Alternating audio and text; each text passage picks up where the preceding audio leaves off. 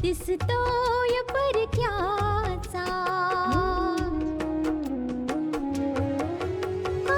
फुलाच चेहराचा दिसतोय परक्याचा, नसे सुटणार नाजूक गुंता दोष न चरख्याचा, फुले मी म्हटले जे होते पाहुणे ते, तरी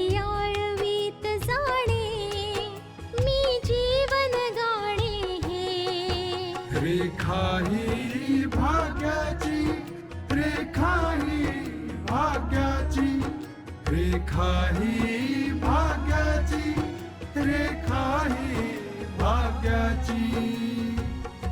आत्तापर्यंत आपण पाहिलं सुहासिनी नानांना फोन करते, पण नाना सुहासिनीवर अजूनही चिडलेले आहेत, कारण तिने पल्लवीच्या आयुष्याची पर्वा केली नव्हती. पल्लवी आणि आशासमोर जुन्या वाड्याचा शोध घेण्यासाठी कोणताही मार्ग नाहीये. त्या दोघी सुंदर वर्माने रेकॉर्ड केलेले व्हिडिओज पाहायचं ठरवतात. बलराज यांच्या घरी विजय आणि सुहासिनी यांच्यात पुन्हा वाद होतो, कारण की विजयला आशाला भेटायला गावी जायचं आहे. पल्लवी आणि आशा तो व्हिडिओ पाहतात ज्यात एक बंगला दिसत असतो. आता पुढे सुहासिनी, तुझं म्हणणं कोणालाही कळत नाहीये आणि ना तू आमचं म्हणणं समजून घेत आहेस. जेव्हा तू हॉस्पिटलमध्ये होतीस तेव्हा विजय ही गोष्ट नेहमी बोलत असे की तू त्याला गावी जाण्यापासून रोखतेस. विजयने प्रश्न विचारला आणि तुम्ही त्याला प्रश्न विचारू दिला. तुम्ही लोक समजायचा प्रयत्न का नाही करत? मी विजयला मनाई करते त्यामागे कोणती ना कोणती गोष्ट असेलच ना. हो, त्याला समजावलं तर जाऊ शकतं, पण त्याला कारण तर सांगावं लागेल. मम्मा, तुझ्या न सांगण्यामुळे विजयच्या मनामध्ये विचित्र विचार येत असतात. माहित नाही तो काय विचार करतोय. मी तर त्याला समजावण्यासाठी हे पण सांगितलं होतं की असं असेल की डॉक्टर अपर्णाने काही कारणाने नको म्हटलं असेल. आणि जर तू असाच नकार देत राहिली सुहासिनी, तर कोणालाही हे कळणार नाही की कारण काय. बघा, कारण काही नाही ना. ही गोष्ट समजून घ्यायचा विजय प्रयत्न करतोय आणि ना तुम्ही. मी फक्त इतकंच सांगते तुम्हाला की आपण सर्व एकत्र जाऊ जेव्हा कधी जाऊ. पण मम्मा, विजय ऐकायला तयारच नाहीये ना. मग आपण काय करू शकतो? मी तर म्हणेन तुला की त्याला एकदा भेटून येऊ देत. मनाई करण्यामागे काय म्हणणं आहे? शेवटी विजय आशाचा पती आहे. विजयच्या मनात पण आशाच्या विषयी आपलेपणा आहे, एक ओढ आहे. ठीक आहे, विजय परत आला की मी त्याच्याशी नक्की बोलेन. सांगेन की 2-4 दिवसासाठी त्याने फिरून यावं. बाबांना पण फोन करून सांगून ठेवते मी. विजय चिडून गेलाय, कळत नाही कुठे गेला असेल.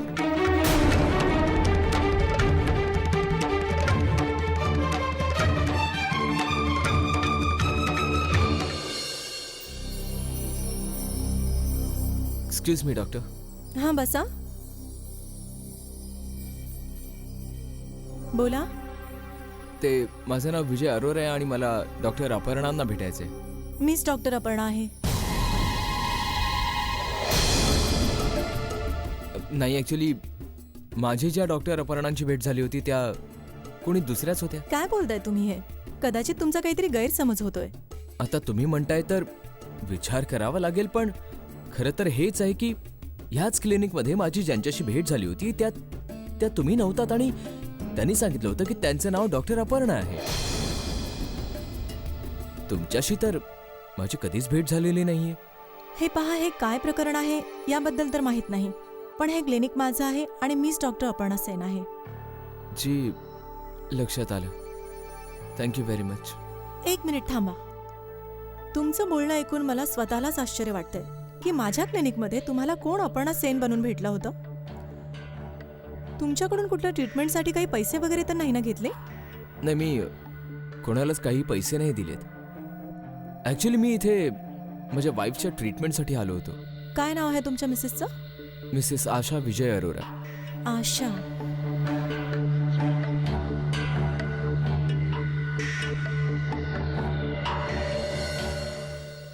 अरे हो, ह्यांना तर मीच ट्रीटमेंट दिली होती. त्या प्रेग्नंट आहेत, पण बऱ्याच दिवसांपासून त्या चेकअपसाठी नाही आल्यात. ॲक्च्युली ती गावी आहे.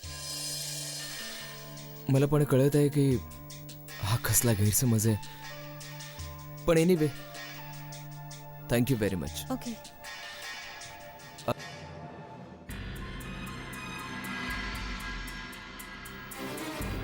पत्नीला ट्रीटमेंट माझी चालू आहे, तेव्हा पतीला डॉक्टर अपर्णा सेन बनून कोण भेटलं? ही काय गडबड आहे?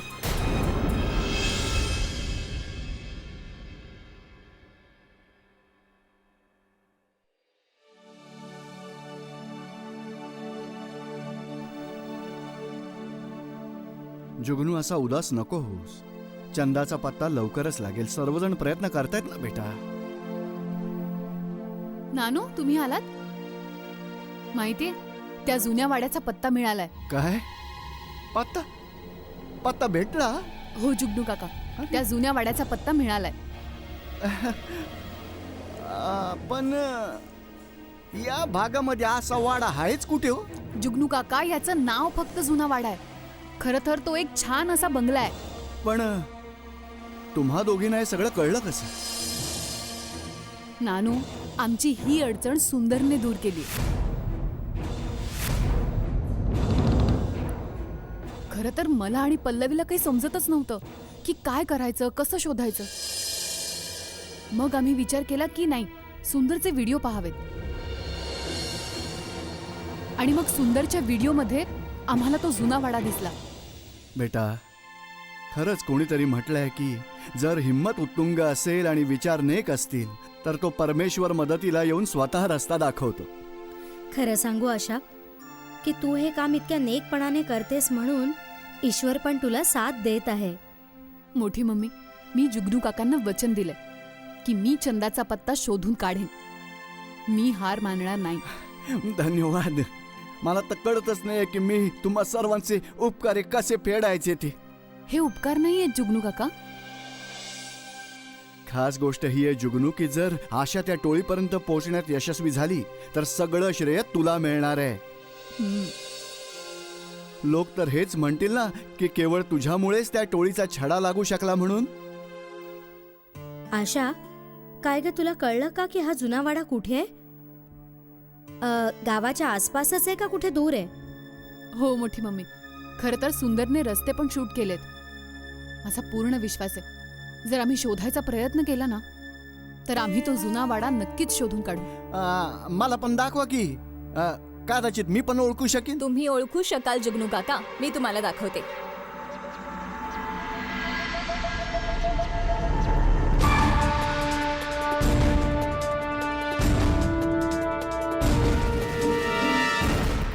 जुगनू काका, हा रस्ता तुम्ही नीट पहा आणि सांगा की तुम्हाला हा रस्ता माहिती आहे.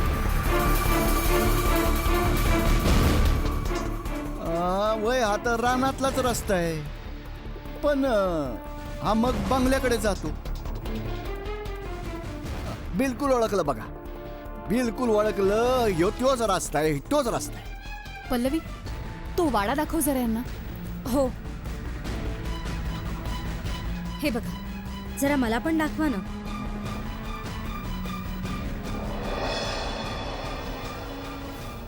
हा बंगला तू ओळखतोस का जुगनू? वय चांगल्या प्रकारे जाणतो की मी. यो तोच रस्ता पाहते ना जो पुढे जाऊन यो वाड्यापर्यंत जातो. आम्ही जाणतो चांगल्या प्रकारे. आता नीट बघून घे जुगनू. अहो चांगल्या प्रकारे जाणतोय मालक. मी चांगल्या प्रकारे पाहिलाय यो वाडा. नाव नाही आठवत बघा मला. अच्छा जुगनू काका, तुम्ही मला या वाड्यापर्यंत घेऊन जाऊ शकता? का नाही? आशा, खरंच तू तिथे एकटी जाणार आहेस? हो मोठी मम्मी, तिथे जाऊन तपास करावा लागेल की नेमकं तिथे काय आहे. जर त्याचे धागे चंदाच्या प्रकरणाशी जोडले गेले असतील तर? हो आशा, समीरने आपल्याला तिथे भेटायला बोलवलं होतं. साधी सरळ गोष्ट आहे, जरूर आपल्याला काहीतरी मिळेल. तुझं खरं आहे पल्लवी. मी जाऊन बघून येते जुना वाडा. त्यानंतर जर गरज वाटलीच तर पोलिसांची मदत घेईन. तू तिथे एकटी नाही जाणार बेटा. बेटा मी सुद्धा तुझ्यासोबत जाणार आणि माझा अंतिम निर्णय आहे. समजलं? जुगनू, तिथे पोहोचायला किती वेळ लागेल?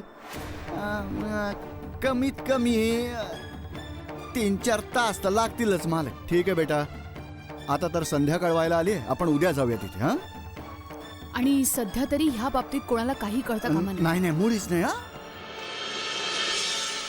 समीरला आपल्या ग्रुपमध्ये पूर्णपणे सामील करण्यासाठी आम्ही त्याला पुढच्या महिन्यात भेटणारच होतो, पण त्याआधीच पकडला गेला तो. चांगलंच झालं.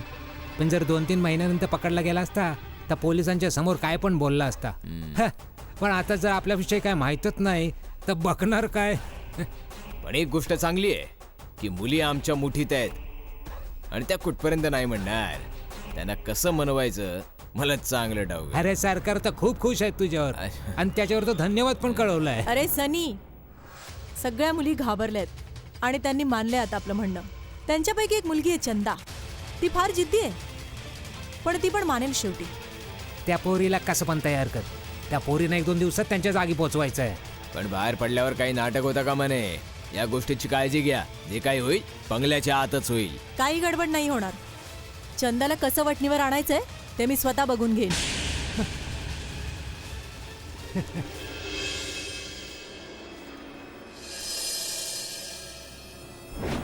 हॅलो डॉक्टर, हा माझा मुलगा विजय, आशाचा husband. Hello, nice to meet you. Hi. Doctor, विजयला आपल्याशी काही बोलायचं होतं. हो बोला. मला हे विचारायचं होतं की काही त्रासाची किंवा काळजीची गोष्ट नाहीये ना? अरे नाही नाही, there is nothing to worry at all. कोणताही प्रॉब्लेम नाही आहे.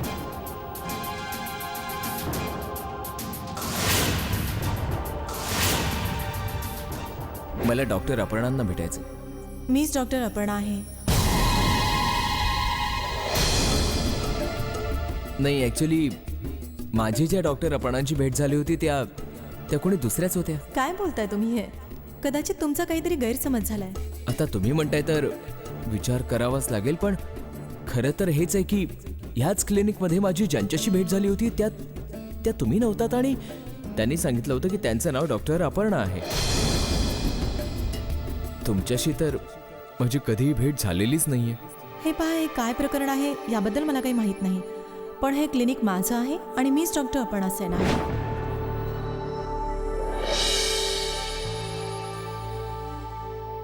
अखेरीस कोण होती ती जी त्या क्लिनिकमध्ये डॉक्टर अपर्णा बनून मला भेटली आणि डॉक्टर अपर्णा बनून माझ्या घरी पण येऊन गेली?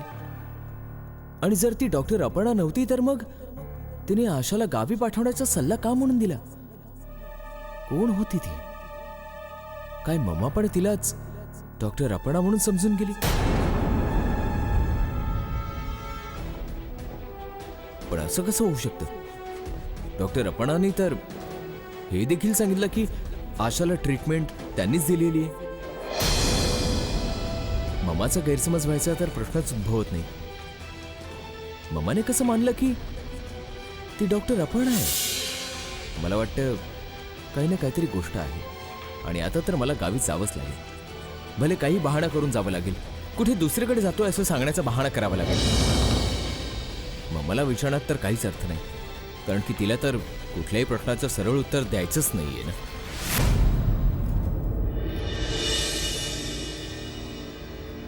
अरे विजय, पूर्ण दिवस होतास कुठे तू? ते पप्पा, एका मित्राला भेटायला गेलो होतो.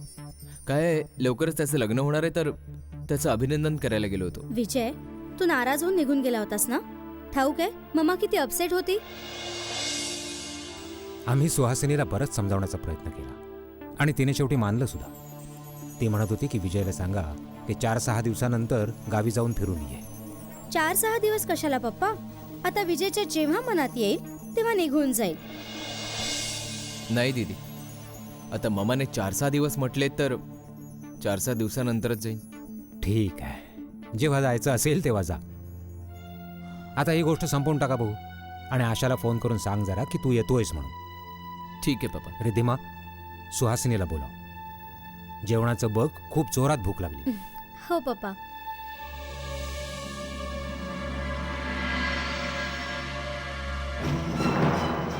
आता तर मी कोणालाच नाही सांगणार, सरळ गावी जाऊन धडकेन.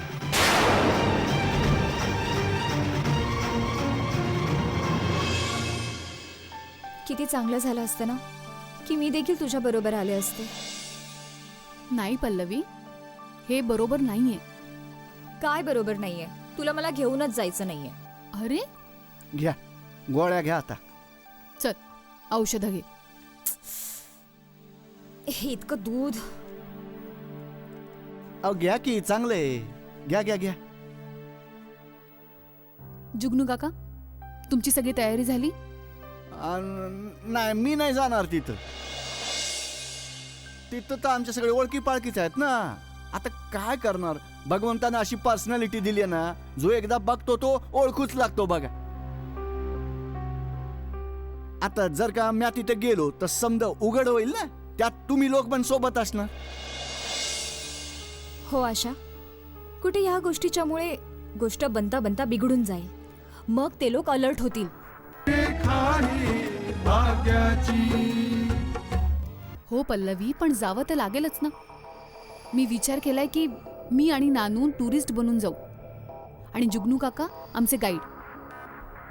म्हणजे पाहणाऱ्यांना असं वाटेल की मी आणि नानू फिरायला आलोत आणि जुगनू काका आम्हाला दाखवायला. हा वय वय, हे ठीक आहे. आशा, तुला या गोष्टीचं भान ठेवावं लागेल, कारण की या गावात तुला देखील लोक ओळखू लागलेत. अहो पण त्यो तर दुसऱ्या गावचा रस्ता आहे ना. हा? धोका तर आहे आणि भीती सुद्धा आहे लोकांची. आम्ही पण ओळखले जाऊ शकतो आणि तुम्ही सुद्धा. यांची मुलगी गायब झालीये, कोणालाही यांच्यावर संशय येऊ शकतो. पण पल्लवी, ह्याच्याशिवाय आपल्यापाशी आणखी कुठलाच मार्ग नाही. जावं तर लागणारच. तसे बी आपण लोक तिथे रात्री जाणार ना. रात्री तर अंधार असतो आणि अंधारात दुरून कोण ओळखणार आहे आपल्याला सांगा. हो, ही एक चांगली गोष्ट आहे की या सगळ्या गोष्टी रात्री होणार आहेत. दिवस असताना तर मग लपणं अवघड झालं असतं. जुगनू काका, हं. ही गोष्ट तुम्ही नानूंना नका सांगू की तिथे काही धोका असू शकतो, आपल्याला कोणी ओळखू शकतं. पण मालकांपासून ही गोष्ट लपवायची कशा पाय? समजून घ्यायचा प्रयत्न करा जुगनू काका. जर नानूंना ही गोष्ट कळली तर त्यांचं डिसिजन एकच असेल की ते तुमच्या सोबत एकटे जाणार आणि मला बरोबर न्यायला नकार देणार.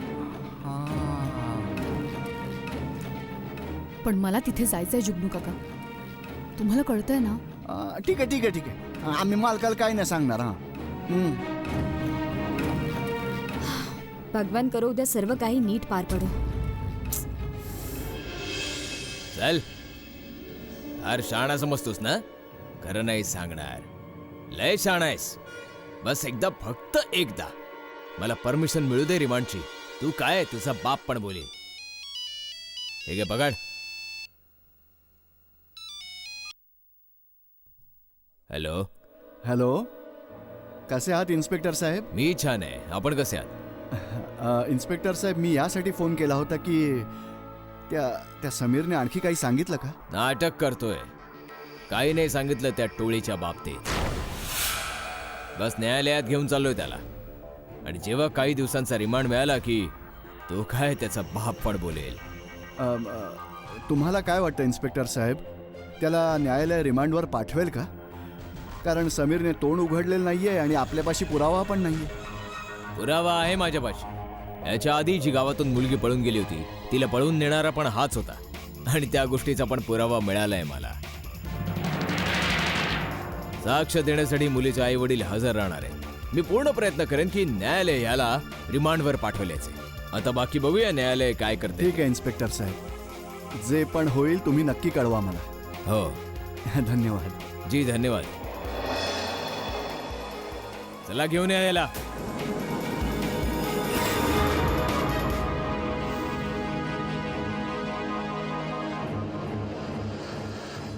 न्यायालयात आता सगळं काही युक्तिवाद आणि वकील ही केस कशी सादर करतो यावर अवलंबून असेल बघ. कुठल्या गोष्टीवर बोलणं चाललंय नानू? काही नाही बेटा, त्या समीरच्या बाबतीत बोलणं चाललं होतं. आज त्याला न्यायालयात हजर करायचं आहे ना. ठाऊक नाही पोलिसांना त्याचा रिमांड मिळतो की नाही ते. ठाऊक नाही न्यायालय कुठला निर्णय देत आहे ते. आशा, तू एक चांगली वकील आहेस. मग काही केस तुला नाही लढायची आहे? कदाचित तुझी बाजू मांडण्याने पोलिसांना त्याचा रिमांड मिळून जाईल. नाही मोठी मम्मी, ह्या प्रकरणात आता माझा चेहरा समोर येणं ठीक नाही होणार. तिथे सरकारी वकील तर असेलच, आणि जर या केससाठी मी उभी राहिले तर मग सगळ्यांच्या नजरा माझ्यावर रोखल्या जातील. ठीक बोलतेस बेटा तू. आता न्यायालयात समीरची तारीख आहे आणि त्याच्या टोळीतले लोक देखील तिथे हजर असणारच. त्यांना देखील हे जाणून घ्यायचं असेल ना की त्याला रिमांड दिला जातोय की जामीन मिळतोय. नानू, जोपर्यंत मी ह्या प्रकरणाच्या मुळापर्यंत जात नाही ना, मी वकील म्हणून लोकांसमोर येणं बरोबर नाही. तू खरं बोलतेस आशा. ज्या उद्देशाने तू समीरला तुरुंगात पाठवलंस त्या गोष्टीचा काही फायदा झाला नाही. पोलीस तर त्याच्याकडून काहीच नाही वदवू शकले. हो मोठी मम्मी, पण खरं सांगायचं तर मला चिंता चंदाची वाटते. जसजसा वेळ निघून चाललाय माझी भीती अजूनच वाढत चालली. असं नको व्हायला की इतकी मेहनत केली तरी देखील आपण चंदाला नाही वाचवू शकलो.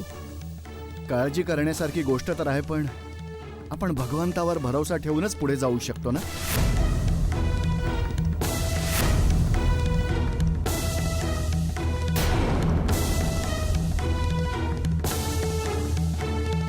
रेखा ही भाग्याची.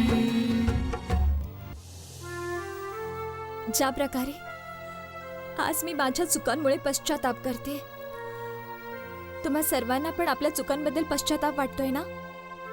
की आपल्या आई वडिलांचं म्हणणं न मानता आपल्या घरच्यांना विरोध करून एका परक्या बरोबर पळून जायचा निर्णय किती चुकीचा निर्णय होता तो.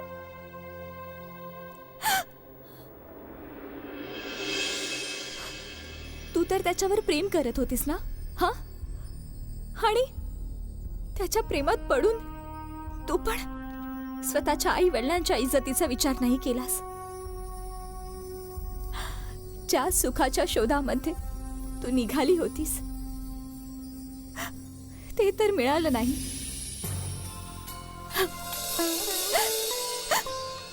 आज आपल्या घरचे लोक पण आसवं ढाळत असतील आणि तुम्ही पण आसवं ढाळण्यासाठी लाचार झाला. आणि तुम्हाला तर हे देखील नाही ठाऊक की हे आयुष्य यापुढे कुठे घेऊन जाणार आहे. हे लोक आपल्याला जिथे कुठे पाठवू इच्छितात. एक गोष्ट तर स्पष्ट आहे की तिथे आपलं असं कोणीही असणार नाहीये. आपलं असणं नसणार आहे कोणी ज्याला आपण आपलं म्हणू शकू.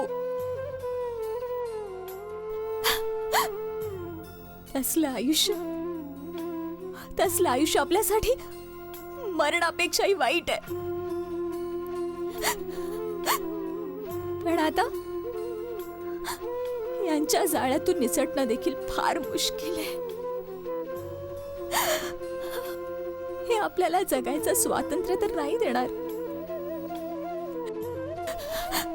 पण आपल्याला मरू पण नाही देणार.